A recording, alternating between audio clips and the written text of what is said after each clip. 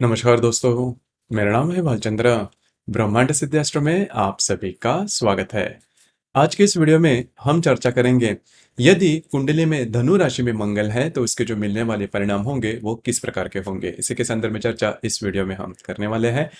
अपना ये जो चैनल है ब्रह्मांड सिद्धि एस्ट्रो, इस चैनल पर मेष राशि से लेकर मीन राशि तक की जो सभी 12 राशियां हैं, इन सभी 12 राशियों में यदि मंगल है तो उसके कुंडली में मिलने वाले परिणाम किस प्रकार के होंगे, इसके संदर्भ में वीडियो अपलोड हो रहे हैं।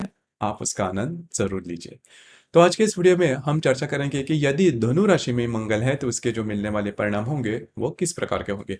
सबसे पहले यह जानना जरूरी है कि धनु राशि में मंगल है वो जाना कैसे जाए। जैसे कि कुंडली में आपने देखा होगा कि 12 खाने होते हैं, जो कि उसे 12 घर भी कहे जाते हैं, स्थान भी कहा कहा जाता है, 12 भाव भी कहे जाते हैं। तो इस भाव में आपने देखा होगा कि अंक होते हैं। अब ये जो अंक होते हैं वो किसी भी प्रकार के हो सकते हैं, लेकिन ये अंक 1 से लेकर 12 अंक तक ही सीमित होते हैं, और हर जो अंक होता है वो राशि का निदर्शक होता है। जैसे कि 2 जो अंक है वो वृषभ राशि का है, 8 अंक जो है वृश्चिक राशि का है, 12 अंक जो है मीन राशि का है। इसी प्रकार मेष राशि से लेकर मीन राशि तक 12 अंक उसे सीमित उसमें देखे जाते हैं वो, या फिर सीमित होते हैं, और हर राशि का अपना एक अंक होता है। तो उसी प्रकार यदि आपकी कुंडली में 9 अंक में, मतलब 9वें अंक में यदि मंगल है तो उसे धनु राशि का मंगल कहा जाता है। तो इसी के बारे में चर्चा हम कर रहे हैं। हर जो ग्रह होता है वो उसके जो कारक भाव होते हैं, वह ग्रह कौन से राशि में है, कौन से नक्षत्र में है, इसके आधार पर इसके जो कारक भाव होते हैं वो बदलते जाते हैं। मतलब हर जो ग्रह होता है, इसके पहले भी हमने इसके संदर्भ में वीडियो अपलोड किए हैं कि हर जो ग्रह होते हैं इसके कारक भाव किस प्रकार के होते हैं। लेकिन जो ग्रह होता है वो कौन से राशि में जाता है, कौन से नक्षत्र में जाता है, कौन से स्थान में जाता है, या फिर किसी अन्य ग्रह के साथ किस प्रकार के आस्पेक्ट तैयार करता है, योग तैयार करता है, तो उसके उसके आधार पर ही उसके जो कारक भाव होते हैं वो फिल्टर होते जाते हैं। मतलब कोई भी ग्रह पूर्णतः शुद्ध रूप से किसी भी कुंडली में कभी अपने जो कारक भाव है वो नहीं देता। तो इसी के चलते अगर धनु राशि में यदि मंगल है तो इसके मिलने वाले परिणाम किस प्रकार के होंगे। धनु जो राशि है वो गुरु की राशि है, द्विस्वभाव राशि है, राशि है, अग्नि इस राशि का तत्व है। तो यदि मतलब ये राशि जो है वो गुरु की पॉजिटिव राशि है, मतलब गुरु के जो भी सकारात्मक गुणधर्म है वो इस राशि में देखे जाते हैं। तो यहाँ पर मंगल और गुरु का जो रिलेशन है वो ज्यादा देखा जाता है। और जो मंगल ग्रह के बारे में आप सभी को पता होगा कि ये पुरुष ग्रह है, संपूर्ण पुरुष जिसे हम कहते हैं। दो जो कुंडली में करीबन 3 जो पुरुष ग्रह है वो देखे जाते हैं, जबकि है मंगल, गुरु और रवि। जिसमें मंगल का जो कारक भाव है पूर्ण पुरुष है, इसमें ऊर्जा जो होती है वो बहुत ही ज्यादा देखी जाती है। ऊर्जा इतनी ज्यादा होती है कि वो मंगल कभी कभी खुद की भी नहीं सुनता। तो वही बात मंगल में देखी जाती है, मतलब ऊर्जा से ओत प्रोत जिसे हम कहते हैं वो मंगल देखा जाता है। तो यही मंगल अगर धनु राशि में जाता है, जो कि गुरु की राशि है, और गुरु भी पुरुष ग्रह अग्नि तत्व की राशि है, तो फिर आप ये सोच सकते हो या फिर तर्क लगा सकते हो, लॉजिक लगा सकते हो कि यदि धनु राशि में मंगल जाता है तो ऐसे जो व्यक्ति होते हैं उनमें जो ऊर्जा होती है वो बहुत ही ज्यादा देखी जाती है। मतलब किसी को भी भिड़ने के लिए हमेशा तैयार होते हैं, किसी से भी नहीं डरेंगे, और काफी ज्यादा आउटवर्ड होते हैं, मतलब एक्सट्रोवर्ट जिसे हम कहते हैं, उस प्रकार के लोग होते हैं। मतलब इनकी जो भी मन में बात है होती है वही बाहर दिखाई देती है, और खास करके इनके बॉडी लैंग्वेज में ये बात ज़्यादा दिखाई देती है। अगर इनको किसी भी प्रकार का काम अगर सौंपा जाए तो ज़्यादा करके आगे पीछे का ज़्यादा नहीं सोचेंगे। अगर उनको लगता है कि ये काम हम कर सकते हैं तो वो पूरी तरह से कर देंगे। अगर इनको लगता है कि वो काम नहीं कर सकते, फिर भी अपनी तरफ से पूरा ट्राई आउट करेंगे, मतलब पूरा अब एफर्ट है वो देंगे। उसके बाद सोचेंगे, उसके बाद देखेंगे कि वो काम होता है या नहीं। लेकिन काम करने की जो चाहत होती है, काम करने की इनकी जो बाकी की जो बातें, ऊर्जा होती है, शक्ति होती है, वो बहुत ही ज्यादा देखी जाती है। इस वजह से किसी भी व्यक्ति से या फिर किसी भी परिस्थिति से ये नहीं डरते। सिर्फ इनमें एक ही बात सबसे ज्यादा महत्वपूर्ण है जिसके बारे में थोड़ा सा ध्यान देना चाहिए। इनमें जो ऊर्जा होती है वो ऊर्जा सकारात्मक रूप से बाहर आनी चाहिए, या फिर उसको सकारात्मक रूप से उसे दिशा मिलनी चाहिए। किसी भी प्रकार की ऊर्जा है तो उसे अगर सकारात्मक रूप से अगर उसे देखा जाए या फिर सकारात्मक रूप से उसे दिशा दी जाए, तो ये जो व्यक्ति होते हैं वो जीवन में बहुत ही ज़्यादा आगे बढ़ते हैं और बहुत ज़्यादा फ्रीडम होता है। मतलब ये जो व्यक्ति होते हैं वो किसी के नीचे नहीं दबेंगे। मतलब यह जो व्यक्ति मतलब किसी भी कुंडली में यदि दोनों राशि में यदि मंगल है, तो वे जो व्यक्ति होते हैं वो पूर्णतः फ्रीडम मतलब चाहने वाले होते हैं और वे व्यक्ति कभी नौकरी नहीं करते। करियर के बारे में अगर देखा जाए तो वो जो व्यक्ति होते हैं वो कभी नौकरी नहीं करेंगे, बिजनेस के ऊपर ज़्यादा देखेंगे और रिस्क लेना इनके लिए काफ़ी ऐसे कोई बड़ी बात नहीं होती है। मतलब रिस्क अगर उनको लगता है कि अगर किसी भी बिजनेस में अगर उनको लगता है कि ये काम हम कर सकते हैं, तो पूरे जोश खरोश से करेंगे।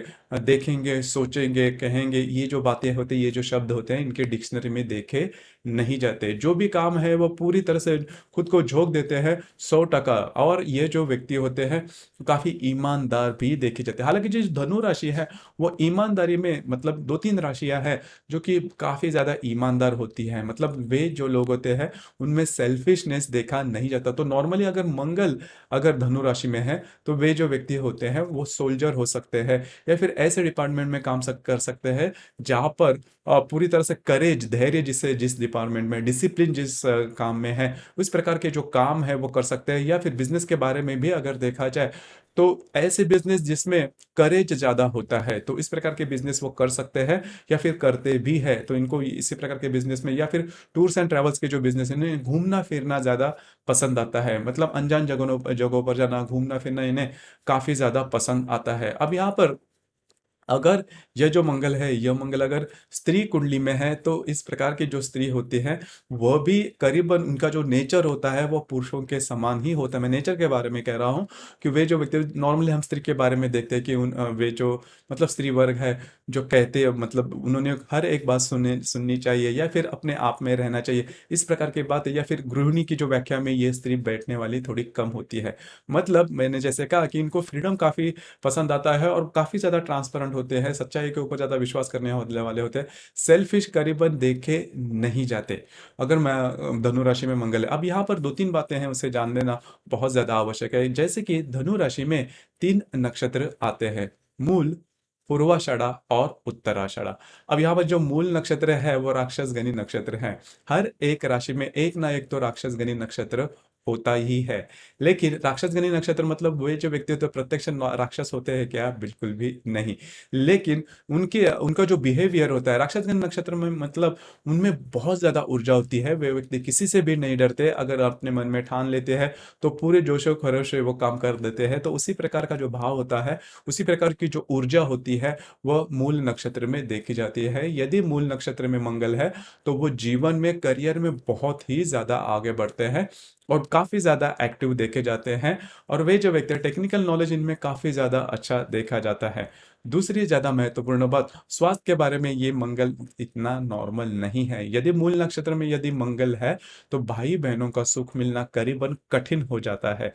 दूसरी ज़्यादा महत्वपूर्ण बात, पैरों के बारे में, लेग्स के बारे में, थाइस के रिलेटेड इंजरी इन्हें होने के चांसेस काफ़ी ज़्यादा बनते हैं। जीवन में कभी ना कभी थाइस या फिर लेग्स को लेकर कट्स वॉन्स कटना छिलना या फिर स्टिचेस वगैरह इस प्रकार की बातें भी हो सकती है। तो थाइस के बारे में, पैरों के बारे में प्रॉब्लम कॉम्प्लिकेशंस इन्हें आने की संभावना थोड़ी ज़्यादा बनती है। तो इस प्रकार से अगर धनु राशि में मंगल है तो इसी प्रकार के प्रॉब्लम कॉम्प्लिकेशंस हो सकते हैं।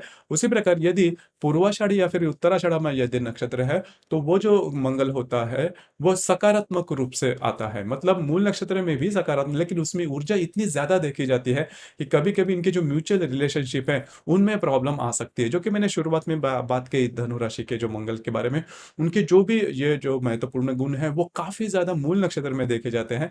लेकिन पूर्वाषाढ़ा और या फिर उत्तराषाढ़ा नक्षत्र में यदि मंगल है तो वो सकारात्मक होता है। मतलब होता है उनमें भी ऊर्जा होती है, लेकिन ऊर्जा कहाँ पर प्रकट करनी है, किस प्रकार से प्रकट करनी है वो उन्हें पता होता है। बहुत ज़्यादा ओवर रिएक्ट वो नहीं करते। लेकिन मूल नक्षत्र में यदि ओवर रिएक्ट करते भी है, लेकिन कभी कभी क्या होता है कि अगर आपको आपके जीवन में काफ़ी ज़्यादा आगे बढ़ना है, बहुत ज़्यादा आगे बढ़ना है, तो इसकी वजह से इसके लिए आप में थोड़ा सा मैडनेस होना ज़्यादा आवश्यक है।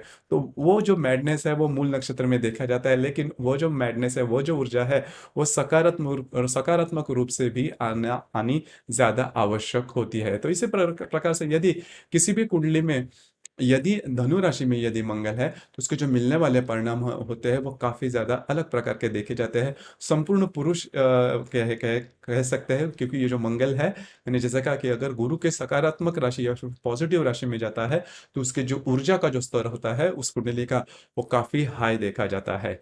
आपके इसके संदर्भ में विचार क्या है, आपको क्या लगता है?